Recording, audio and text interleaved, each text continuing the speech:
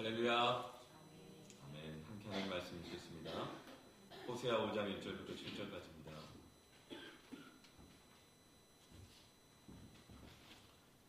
교독하겠습니다. 제사장들아 이를 들으라. 이스라엘 족속들아 깨달으라. 왕족들아 귀를 기울이라. 너에게 심판이 있나니 너희가 미스바에 대하여 올무가 되며 다벌 위에 친 그물이 됩니다.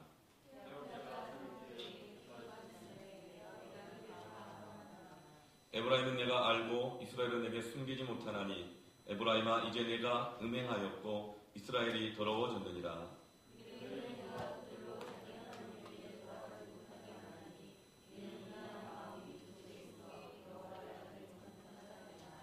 이스라엘의 교만이 그 얼굴에 드러났나니 그 죄악으로 말미암아 이스라엘과 에브라임이 넘어지고 유다도 그들과 함께 넘어지리라.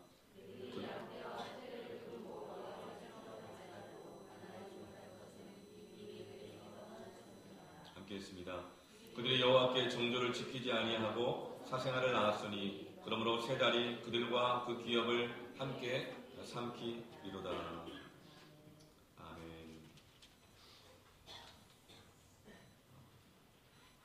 호세아서 말씀을 묵상하고 전할 때마다 정말 이 수천 년 전의 하나님의 말씀이지만 하나님의 말씀은 살아있고 운동력이 있다 하는 말씀이 참 맞는 것이 그 오랜 시간이 지났지만 이 호세아 말씀이 이 시대를 관통하고 있고 오늘 우리가 이 악하고 음란한 이 세대에서 어떻게 살아야 할지를 너무나도 선명하게 보여주는 말씀이다. 이것을 느끼고 있습니다. 호세아서는 한마디로 말하면 돌아오라 이겁니다. 돌아와야 산다. 지금 그렇게 가는 길은 망하는 길이다. 알면서도 왜 돌아오지 않느냐. 탕자와 같이 집을 떠난 아들아 돌아와야 한다. 들나귀와 같이 우리를 박차고 떠난 고멜과 같은 이스라엘 백성들이 하나님께로 돌아와야 한다. 돌아와야 한다. 이것이 호세아서의 전체 큰 주제입니다. 호세아서 6장 1절 말씀에 호세아서 한가운데 이 말씀이 박혀 있습니다. 오라 우리가 여호와께로 돌아가자. 여호와께서 우리를 찢으셨으나 도로 낫게 하실 것이요 우리를 치셨으나 싸매어 주실 것입니다. 여호와께로 돌아가게 되면 다시 거기서 치유가 있고 여호와께 돌아오게 되어질 때 다시 거기에 회복이 있다. 이것이 호세아서의 주제이고 정말 이 시대의 우리의 신앙 가운데 우리가 붙잡아야 할 주제라고 믿습니다. 여호와께로 돌아가야 거기에 회복이 있다. 우리는 참 호세아서를 읽으면서 답답해요. 야 정말 들나귀 같은 그리고 기억력 나쁜 미끼만 보면 또 옆에서 잡혀가는 거 알면서도 그 미끼를 무는 기억력 3초의 물고기와 같은 그리고 물 따뜻해진다고 좋다고 그냥 반신욕하고 있는 그 개구리, 그 냄비하는 개구리처럼 그걸 보고 우리는 답답해 하잖아요. 왜 우리는 그렇게 뻔히 그렇게 살면 망하는 걸 아는데도 그 사람이 거기서 빠져나오지 못할까? 하나님께로 나오면 되는데 왜 나오지 못할까? 우리는 답답해 합니다. 우리 주변 사람을 보면서 또 우리 가족 중에 한 사람을 보면서 하나님께만 돌아오면 회복이 있고 거기 치유가 있는데 왜 거기서 빠져나오지 못할까? 우리는 답답해하죠. 뻔히 알면서도 우리가 하나님께 돌아오지 못하는 그 죄들이 있습니다. 그것은 내 개인이 지은 죄일 때는 그래도 내가 손 씻고 나올 수 있어요. 그런데 혼자가 아니라 어떤 상처도 관계 속에서 누구와 함께 그 죄 가운데 동참했거나 그 죄 가운데 이 상처를 받게 되어지면 거기서는 참 이렇게 내가 알면서도 빠져나오지 못하고 거기에 매몰되어 있을 때가 참 많이 있습니다. 알아요. 그런 생각하면 안 된다는 거. 알아요. 그냥 계속 거기에 있으면 안 된다는 거. 계속 그런 삶에 그냥 머물러 있으면 안 된다는 걸 알면서도 우리는 빠져나오지 못해요. 그것은 개인의 죄가 아니라 관계 속에서 한 함께 주를 죄 가운데 우리가 뒤엉켜 있을 때는 빠져나오지 못합니다. 뿐만 아니라 한 가지 어떤 죄에 대해서 개인의 죄가 아니라 함께 그 죄에 대해서 동의하고 편리함을 나누고 이해관계를 나누어 가지고 있으면 그 죄는 개인의 죄와는 달리 같은 죄라 할지라도 무서운 세력을 갖고 우리를 꽉 붙잡아 놓습니다. 마치 삼겹줄처럼. 삼겹줄은 끊어지지 않는다고 그랬잖아요. 마치 서로 뒤엉킨 나무의 뿌리들처럼 어떤 죄에 대해서 함께 연루되거나 함께 동참하거나 거기서 오는 유익과 이해관계를 함께 그 즐거움을 나누게 되는 그 죄는 빠져나오지 못합니다. 오늘 본문 말씀에도 이 한 가지 죄에 대해서 함께 연루되어 있는 삼겹줄의 부류가 나옵니다. 1절 말씀을 보면 제사장들아 이를 들으라. 이스라엘 족속들아 깨달으라. 이 이스라엘 족속은 이스라엘 각 지파의 족장들을 상징하는 것입니다. 그러니까 제사장들 그리고 이스라엘 각 집안의 족장들 깨달아라. 그리고 세 번째 왕족들아 귀를 기울이라. 하나님은 지금 제사장들과 족장들과 왕족들을 불러세웁니다. 지금 이것은 이 재판정에 하나님을 고소하는 그 본문이 계속되고 있잖아요. 하나님께서 국정감사와 특검을 하시는데 비선실세 나와라, 문고리 3인방 나와라, 최순실 나와라, 김기춘 나와라. 지금 우리 헌재에서는 대통령 나와라. 이렇게 좀 호출하고 있는 거예요. 그런데 호출하고 있는 그 사람들이 전부 다 지도자들입니다. 특별히 영향력이 있는 사람, 공적인 책임을 맡은 사람들이 한 가지의 죄에 대해서 연루되어 있거나 이해나 편리함을 나누고 있게 되어질 때는 그것은 아주 무서운 영향력이 돼서 세력이 돼서 한 가정을, 교회를, 나라 전체를 움켜싸고 죄의 영향력 안에 놓게 되어 있는 것이죠. 그래서 알면서도 그것이 죄인 걸 알면서도 그것이 그렇게 가면 안 되는 걸 알면서도 빠져나오지를 못한다는 것이죠. 지금 하나님께서는 지금 그것을 보여주고 계시는 것입니다. 돌아오려고 하지만 알면서도 돌아올 수를 오지를 못한다는 것이죠. 제사장 족속들, 이 족장들, 왕족들은 우리 나라로 치면 제사장은 종교 지도자들이요. 그리고 각 집안을 대표하는 족속들은 국민을 대표하는 국회의원과 같은 것이고 왕족들은 아마도 고위 공무원들 그리고 이 언론이라든가 그리고 이 대그룹의 재벌들 이렇게 상징할 수 있을 것입니다. 그래서 조금은 조심스럽긴 하지만 그렇게 하면 교회로 따지면 뭘까? 이렇게 생각을 해봤어요. 그랬더니 제사장들은 아마도 교육자들이 아닐까 이렇게 생각이 들고 족장들은 누굴까 생각해보니 각 패밀리를 담당하는 섬김이들 정도 되지 않을까. 그리고 왕족들은 누가 생각해보니까 아마 우리 교회에서 각 부서를 담당하는 부장들 정도 되지 않을까 생각을 해봤어요.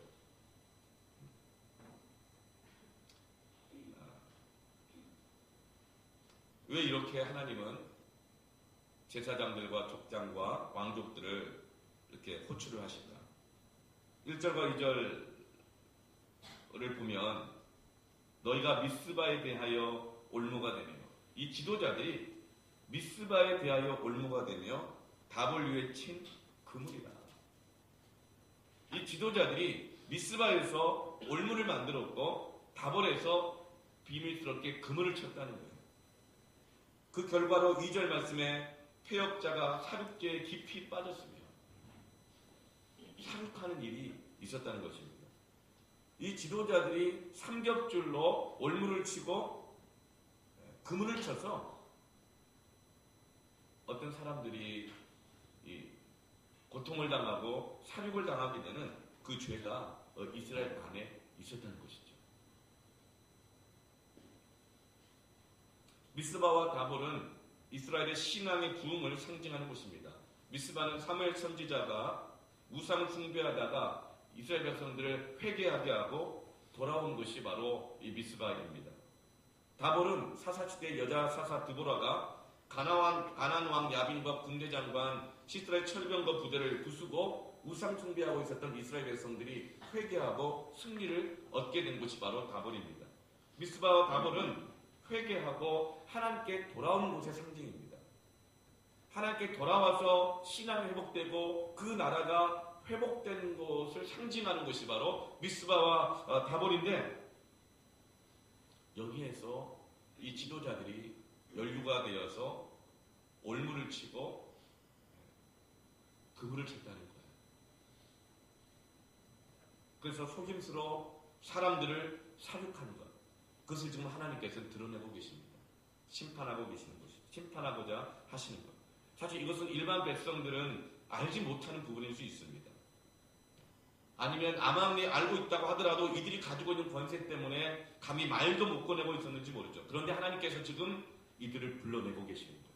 이스라엘 백성들이 하나님께 돌아오지 못하고 회개하지 못하게 되는 그 이유, 비밀이 친 그물, 올무들을 하나님이 지금 호출하고 드러내고 계시는 거예요. 마치 오늘 국정감사와 특검에서 하나님께서 호출해내고 계시는 것과 같은 것입니다.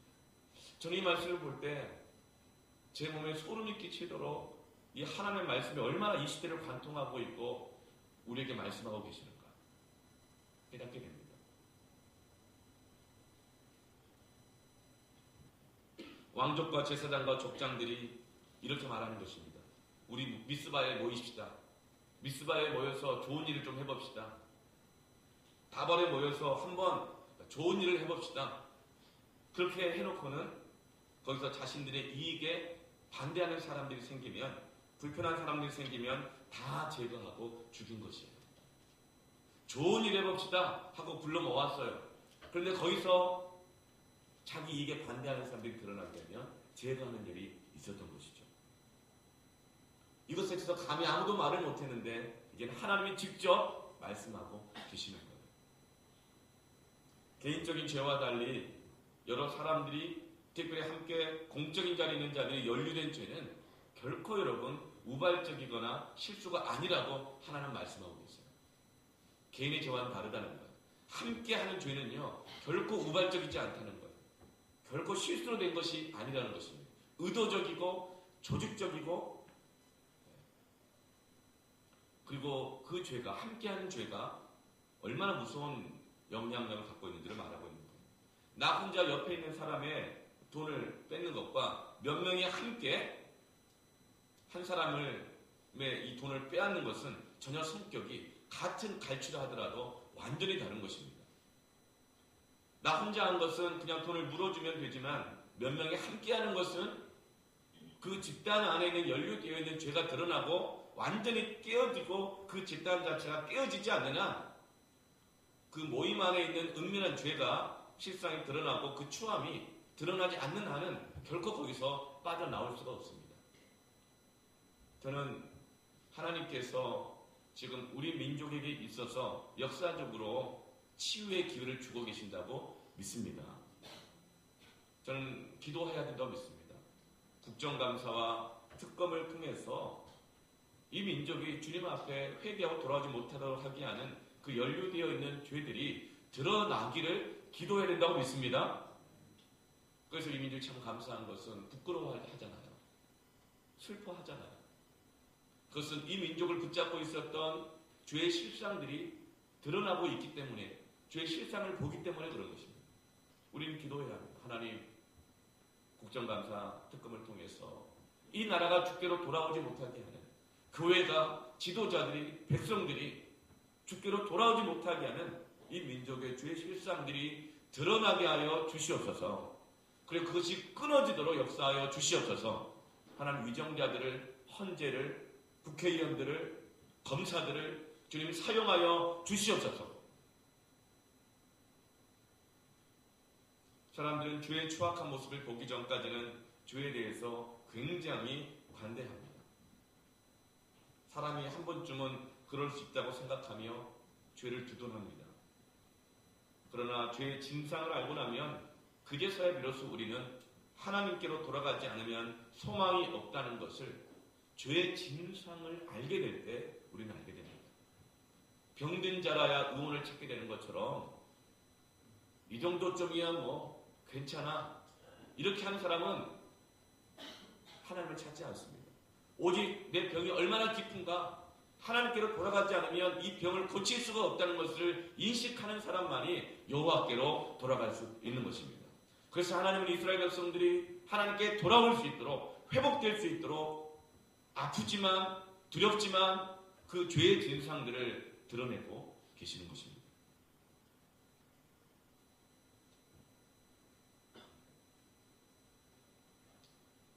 우리는 두렵지만 우리 안에 역사하는 죄가 얼마나 무서운지를 깨달아야 합니다.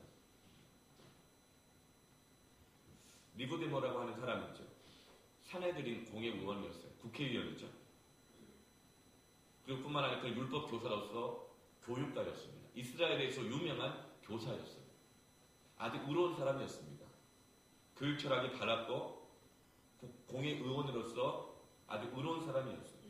뿐만 아니라 니고데모는 또 굉장히 부유한 사람이었습니다.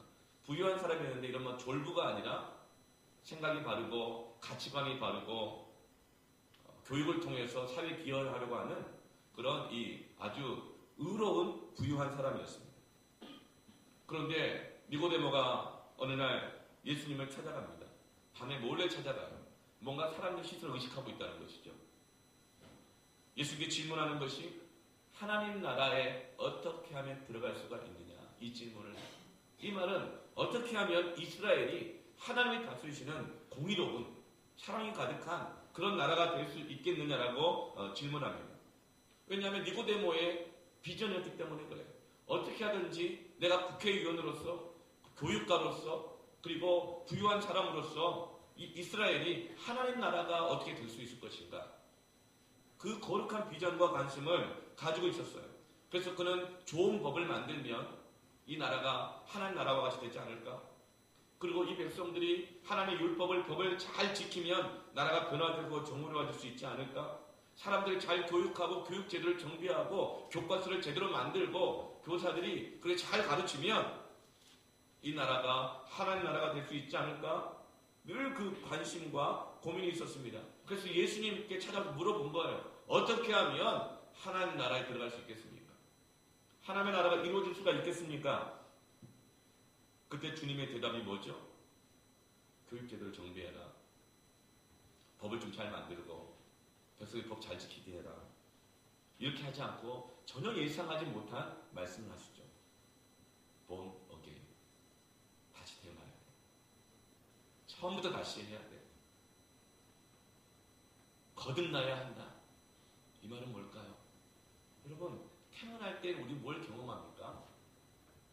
탯줄이 끊어집니다. 다시 태어난다고 하는 것은 개과천선한다는 것. 저희 이종 사촌 중에서 전라도에서 별명이 홍김일동이라고 하는 유명한 조폭 출신이었어요. 중간보스. 저랑 나이가 몇 살 차이 안 나지만 저에겐 삼촌이었어요. 족보상. 전라도에서 유명한 중간보스에서 조폭. 충장로에서 별명이 홍길동이었어요. 아버지라 부를 수 없고 그런 사연을 가진. 근데 저희 어머니가 이복이지만 동생이니까 그렇게 사는 걸 내버려 둘 수 없다고 해서 전라도 광주까지 찾아가서 너 거기서 빠져나오면 대학도 보내주고 책임져 줄 테니까 너 거기서 빠져나와라 이렇게 얘기를 했어요. 근데 어느 날 온몸이 그냥 두들겨 맞고 만취가 돼가지고 빠져나와서 왔더라고요.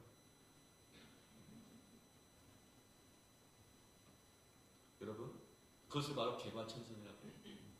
본어게인 하기 위해서는 이전의 관계들, 죄와 묶여있던 모든 것들을 다 끊어내고 다 놓고 다시 나오는 걸 말합니다.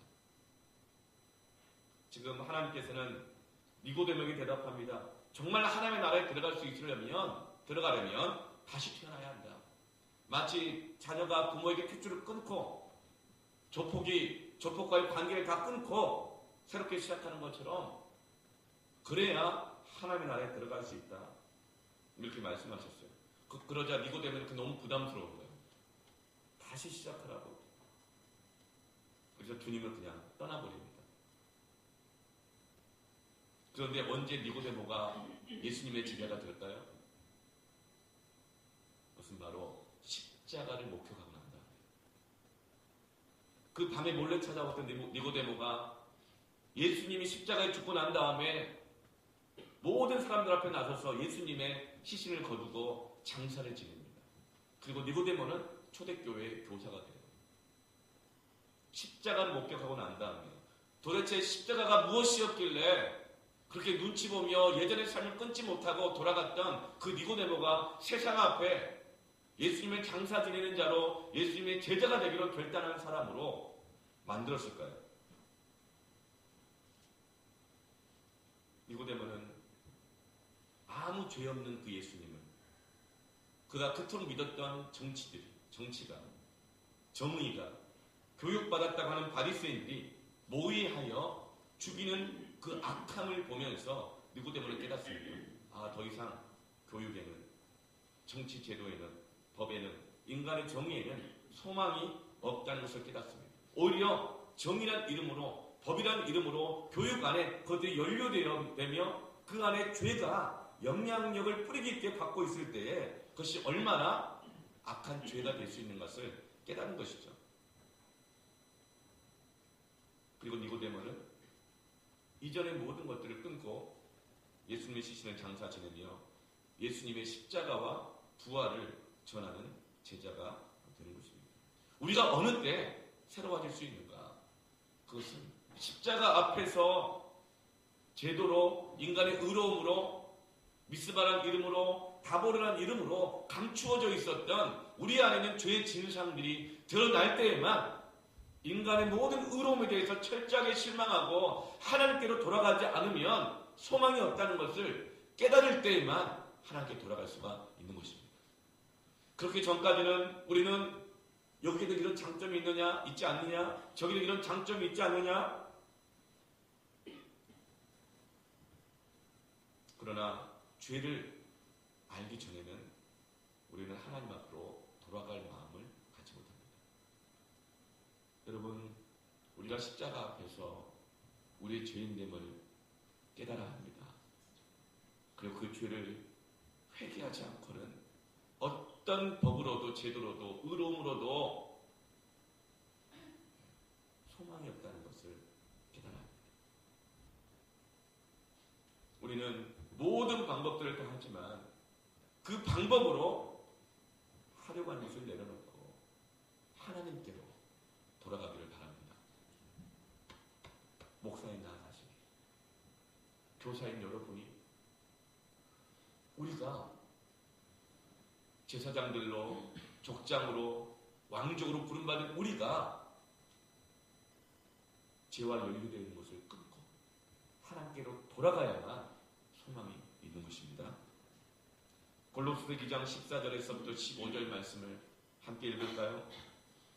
우리를 거스르고 불리하게 하는 법조문으로 쓴 증서를 지우시고 제하여 버리사 십자가에 못 박으시고 통치자들과 권세들을 무력화하여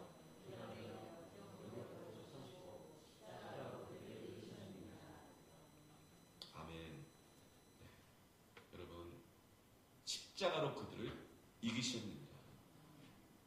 우리는 십자가 앞에서만 우리 죄의 진상이 드러납니다. 십자가 앞에서 그 죄의 무서움들이 드러나게 되어집니다. 십자가 앞에 서지 않으면 인간의 의로움으로 감춰져 있던 죄가 드러날 길이 없습니다. 여러분, 우리가 하나님 앞에 서기를 바랍니다.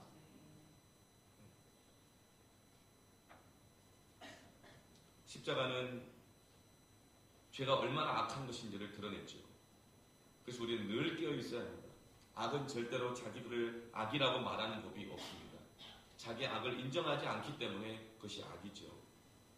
기억이 안 난다고 그럽니다. 그럴 수 있지 않느냐고 말을 합니다. 나만 그랬냐고 말합니다. 그래서 이 악은 미스바로 모이라고 해요. 다볼에서 만나자고 합니다. 거기서 좋은 일 해보자고 말합니다. 그러나 미스바라고 하는, 다볼이라고 하는, 좋은 일이라고 하는 그 아름다움만을 보고 믿고 따라가면 거기에 올무가 있고 함정이 있습니다. 우리가 여기서 꼭 물어봐야 될 것이 있습니다. 미스바도 좋고 다볼도 좋고 좋은 일 하는 것도 좋지만 이 사람들이 여기에서 왜 만나자고 하는 것일까? 여러분, 이것을 우리는 그리스도인들은 그 동기를 날마다 묻고 살펴야 합니다. 좋은 일을 하자고 하는 것이 중요한 것이 아니라 왜 그 일을 하려고 하는가? 여러분, 교회 다니는 것 좋죠. 부흥회 가는 것 좋고, 어떤 선교단체 가는 것 좋고, 훈련받고, 선교 가고 하는 것 다 좋은 일입니다. 미스바요 다볼입니다. 은혜 받는 일입니다. 영적인 장소입니다. 그러나 거기에서 함께 모인 사람들이 왜 모이고 있는가? 그것이 더 중요한 거라고. 하나님은 미스바와 다몰에 순수하지 않은 동기가 있는 것을 드러내고 계십니다. 올무가 있다는 겁니다. 그물이 있다는 겁니다. 교회에 다니는 동기가 순수해져야 된다. 그 모이는 모임, 교회 안에는 그 모임의 모임이 순수해야 한다는 것입니다. 그런데도 불구하고 미스바인걸, 다볼인걸, 은혜 받자고 하는 일인걸, 교회니까 아니요. 그럴수록 미스바일수록 다볼일수록 모이는 동기와 목적이 순수해야 될 줄 믿습니다. 그것을 날마다 십자가 앞에 점검하고 거룩하고 정직하게 모여야 할 줄로 믿습니다. 그러므로 여러분, 교회는 어디든 심지어 목사가 불러도 누가 부를 때는 우리는 주의해야 합니다. 모이기를 힘쓰십시오. 그런데 여러분, 부른다고 해서 다 가는 것이 아닙니다. 모인다고 해서 다 모이는 것이 아닙니다. 중요한 것은 그 모임과 부름의 동기가 무엇인지를 살피시길 바랍니다. 요즘 신자들은 참과 거짓을 구별하기보다 어느 것이 더 편하냐, 어느 것이 더 실속이 있느냐, 어느 것이 더 재미있느냐, 이것이 더 기준이 됩니다. 참과 거짓이 아닌, 거룩함과 정직함이 아닌 실속, 편리함, 재미만을 따지는 그런 사람은 미스바와 다볼의 올무에 딱 걸려듭니다. 그냥 미스바 하면 한마디면 그냥 따라가게 돼 있어요. 아, 은혜 받는 일이지, 재미있는 일이지, 편한 일이지. 그러나 중요한 것은 하나님 그 동기를 늘 물어보신다. 특별히 교회 안에서 물질적인 부분이 있어서 동기에 있어서 순수하기를 바랍니다. 헌금하는 동기, 내가 후원금을 내더라도 후원금을 내는 동기, 내가 물질을 사용하는 그 동기가 순수해야 합니다. 제가 신혼여행을 울릉도 갔다 그랬잖아요. 네. 잊지 못할 신비에서 울릉도로 갔는데 정말 잊지 못할 사건이 있었어요. 울릉도 그때는 개발이 별로 안 돼 있을 때 가지고 아침에 식사할 것도 막 변변치 않아가지고 신혼여행을 갔는데 아침에 분식집을 갔어요. 그래서 거기서 기억이 잘 안 나는데 이렇게 만두하고 김밥하고 라면인가 우동인가 시켜서 이렇게 먹고 있었습니다. 먹고 있었는데 한 50대, 60대 되신 몇몇 분들이 들어오셨어요. 그리고 식사를 하고 가셨는데 이렇게 얘기하시는 거예요. 그 가게 여자 사장님한테 과일은 없어요? 딱 그러는 거예요. 그래서 무슨 말인가? 잘 아는 분인가 보네 싶었죠? 그랬더니 그분이 참외인가 과일 깎아서 내다 놓더라고요. 근데 표정이 편해 보이지는 않았어요. 그리고 이제 그분들이 이제 과일과 다루쳐 나가셨어요. 그래서 제가 물어봤죠. 이 가게는 서비스도 참 좋다고. 근데 저 어른들이 잘 아시는 분들이냐고 했더니 굉장히 불쾌한 표정으로 말하는 거예요. 너무 부끄러운 얘기였는데 되게 충격적이었죠. 목사님들이에요? 그러는 거예요. 그래서 그러면 우리 성도님이시냐? 맞다고. 근데 다니는 교회 목사님들이시냐? 그러니까 아니요. 목회자 연합회에서 울릉도로 관광을 오셨는데 근데 숙소를 해놨는데 여기가 예수 믿는 사람이 이 식당을 하는 걸 알고 이분들이 오셔가지고 과일이나라 이렇게 해가지고 이렇게 했잖아요. 그러면서 이렇게 얘기하고 지나가는 거지 그래서 이렇게 얘기하는 거예요. 그때 그 말이 저는 충격적이었어요. 그래서 제가 어떤 생각했냐면 내가 나중에 목사가 되더라도 어디 성도집을 간다 하더라도 밥을 먹으면 내 돈 내고 먹어야겠다. 얼마나 하나님 영광을 가리는가. 그때 저는 잊지를 못해요. 그래서 저는 지금도 성도가 식당 한 데 가서 밥을 먹으면요, 꼭 돈을 내고 먹습니다. 네. 그래서 오히려 막 민망해 할 정도로, 그래서 막 못 내게 하고 막 하는데 막 몸싸움을 하면서 내가 왜 내려고 하냐면 그 울릉도의 그 사건. 저는 잊지 못해요. 아니, 돈 몇 푼 때문에 하나님 영광 가리고, 아니, 목사가 거짓 음성이라고 대접만 받으려고 그러고, 당연히 여기고, 와, 너무 부끄럽더라고요. 여러분, 교회 안에서 같은 가슴의 성도들끼리 서로 찾아가서 밥을 먹어주고 그 가게에 물건을 팔아주고 하는 건 여러분 좋은 일입니다. 그렇죠? 여러분, 아무리 같은 교회 성도라 하더라도 식당 가서 밥 먹을 때는 돈 내고 드시길 바랍니다. 아멘? 네. 어떤 물건을 산다고 할 때는요, 여러분 돈 내고 하시길 바랍니다. 그런데 장사하기 위해서 교회 오는 건 아닙니다. 내 물건 많이 팔기 위해서 오는 건 아닙니다. 우리가 성도 간에 서로를 격려해주고 함께 도와주고 하는 것은 참 아름다운 일이에요. 그러나 미스바로 모이고 다볼에 모일 때에 그런 이 동기가 순수하지 않게 모이는 것은 그 교회가, 성도 전체가 죄 가운데 묶여 영적으로 죽게 만드는 무서운 죄가 될 수 있다는 사실 여러분 기억하시기를 바랍니다. 네, 참이 주의해야 돼요.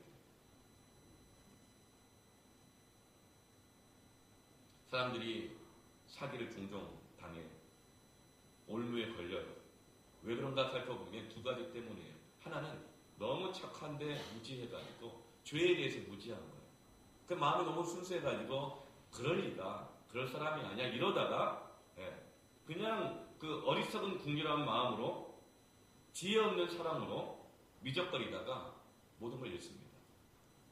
그리고 또 이 다른 경우는 욕심 때문에 사기를 당하고 올무에 걸리는 거예요. 내 욕심과 그 사람의 불순전한 동기가 결합해서 그런 올무에 걸리는 거예요.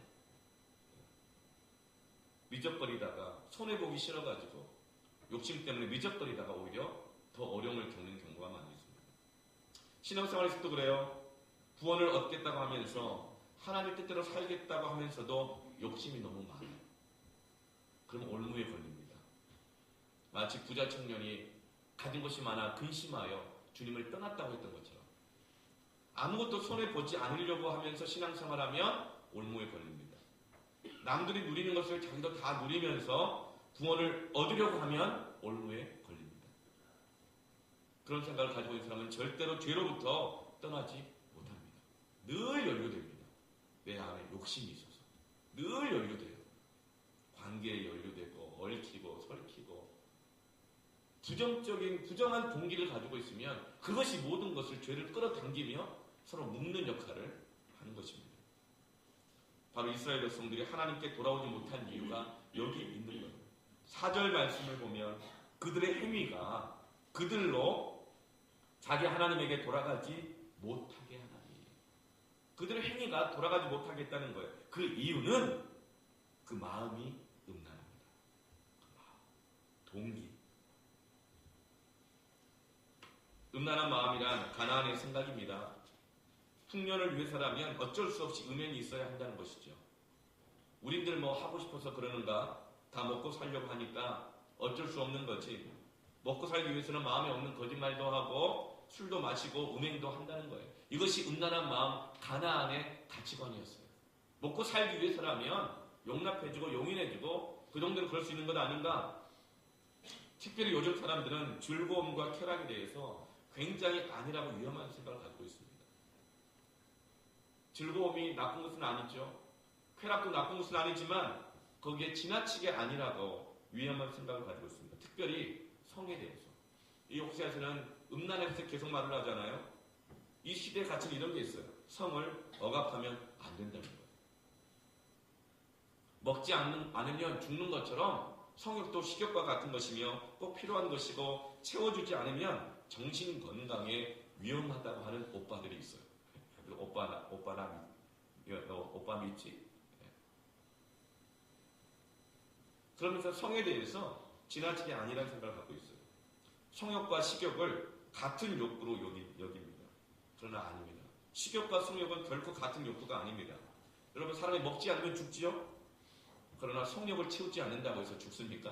네, 안 죽어요. 좀 힘이 들긴 하지만 죽지 않습니다.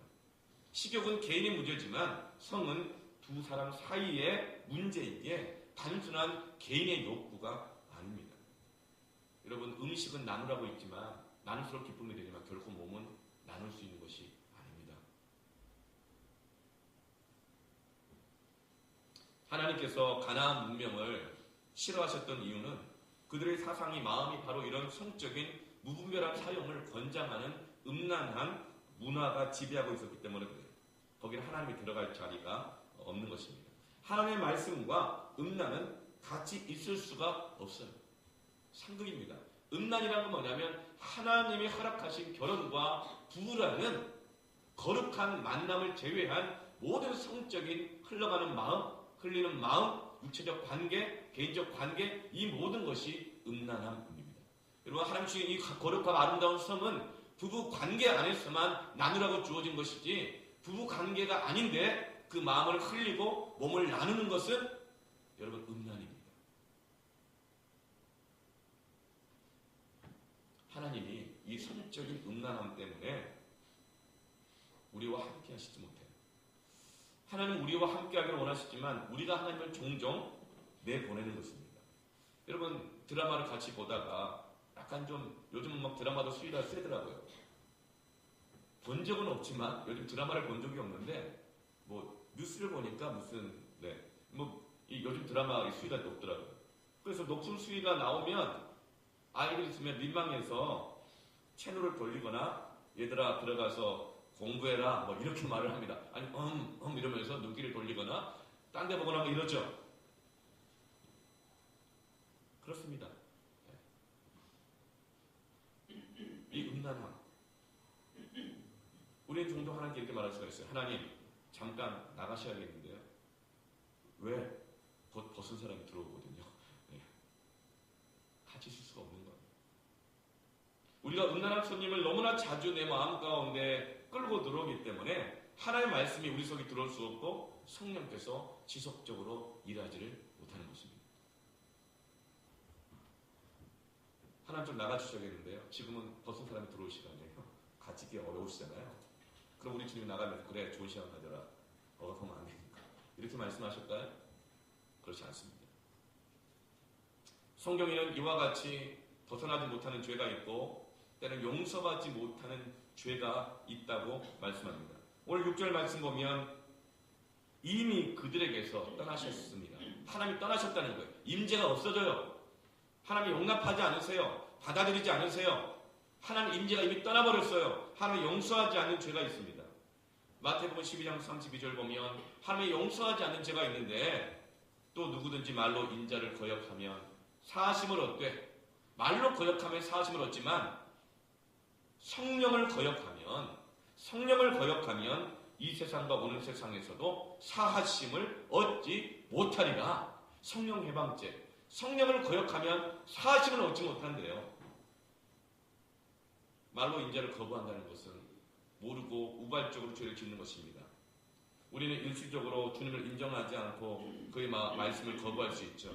그런 경우에는 회개하고 돌아올 수 있습니다. 그러나 성령을 거역하는 죄는 뭔가? 성령이 하시는 일이 뭡니까? 죄를 드러내시는 일입니다. 죄를 깨닫게 합니다.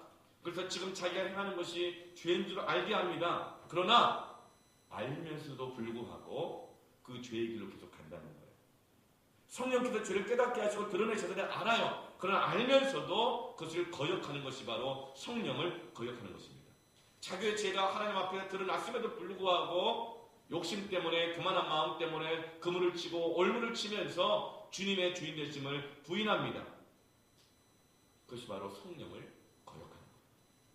그렇게 성령을 계속 거역하면 우리 하나님이 떠나겠다는 거예요. 그것은 용서받을 수 없다는 것입니다. 우리는 분명히 죄인 줄 알면서도 육신의 속에 넘어가 양심을 고통할 때가 있죠. 그때 다윗처럼 하나님 앞에 나아가면 회개하면 다 용서해 주시고 회복시켜 주심을 믿습니다. 다윗은 그랬어요. 성령이 드러내게 하실 때에 슬퍼하며 침상을 접게 울며 주의 성령이 나를 떠나지 말게 하옵소서. 자원하는 심령을, 정직한 영을 새롭게 하여 주옵소서. 회개하고 돌이켰기에 그는 성령을 거역하지 않고 치유와 회복이 되었습니다. 그러나 가룟 유다, 최후의 만찬 때 주님이 그 안에는 동기와 배신의 죄악을 드러내셨음에도 불구하고 알면서도 이렇게 해야 예수님이 십자가에 달리지 않고 돌이키지 않겠는가, 자신의 고집과 계획과 생각을 끝까지 유지함으로 그는 용서받지 못하는 죄인이 된 것이죠. 여러분, 하나님은 결코 이용당하는 분이 아니신 것을 기억하십시오. 젊었을 때 실컷 죄 짓고 늙어서 십자가에 달린 강도처럼 회개하겠다고 하는 것은 하나님을 이용하는 것입니다. 연약한 자는 아무리 잘못해도 회개하면 용서해 주지만, 그러나 나는 이럴 수밖에 없어. 하나님이 나를 이렇게 만드셨잖아. 날 죄 짓는 자리로 밀어넣고 막지도 않았고 내버려 뒀잖아. 이 책임은 저 사람한테 있어. 이 책임은 하나님한테 있다고. 이렇게 하는 사람은 돌이킬 수 없다는 거예요. 돌이키면 될 것 같지만 돌이키지 못한다는 거예요. 고멜과 같이, 이스라엘과 같이. 어떤 집사님이 땀을 흘리며 열심히 일을 하고 있었대요. 그런데 한 몰몬교 선교사 둘이 와가지고 전도를 하더래요. 전도할 때 뭐라고 했냐면, 우리도 전도를 하잖아요. 접촉점이 중요하잖아요. 그 질문이 이거예요. 행복하십니까? 이렇게 질문한대요. 그런 사람도 어떻게 대답하죠? 부정적으로는 보면 몰라요. 내가 행복하지 않은지를 사는 거 진짜 힘들다고 이렇게 말을 하겠죠. 그러면 진정한 행복의 길을 알려드리겠습니다. 이러면서 이제 전도를 하는 거예요.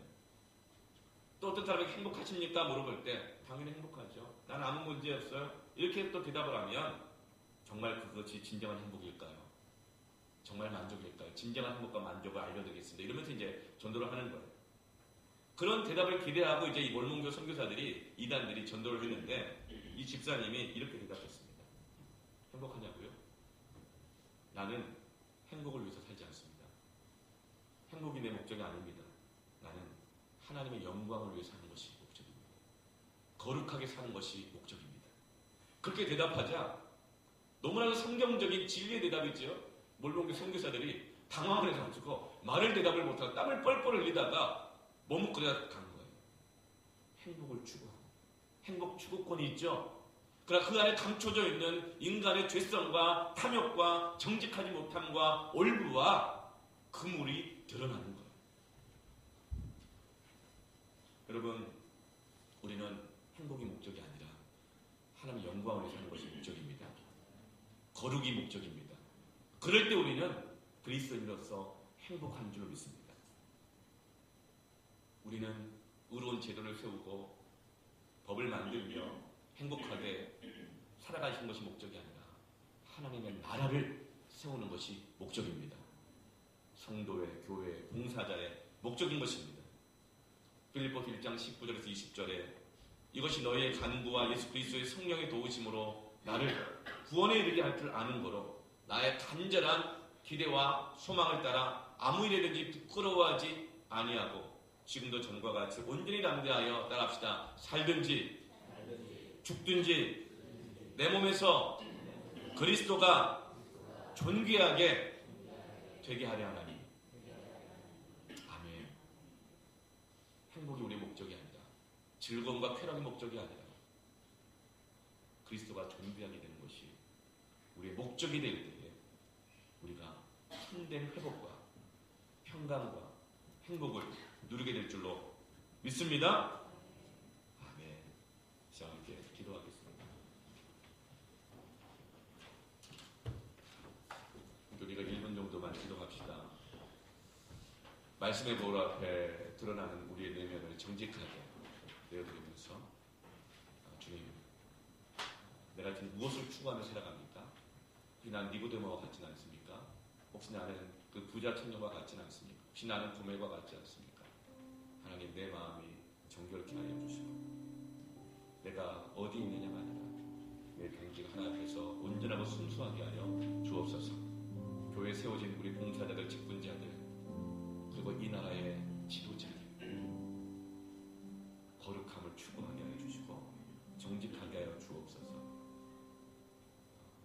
새롭게 하여 주시옵소서. 회복하여 주시옵소서. 1분 정도 함께 기도하도록 합니다. 기도하겠습니다. 하나님 아버지 이 시간에 마음을 주님 앞에 드립니다. 하나님 보다 귀한 나의 주님 내게 환호 주신 주 나의 힘이 되시며 내가 당신 나니 나의 내 마음을 또한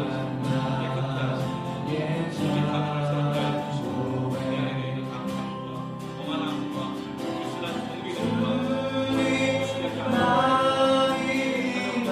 나의 십자가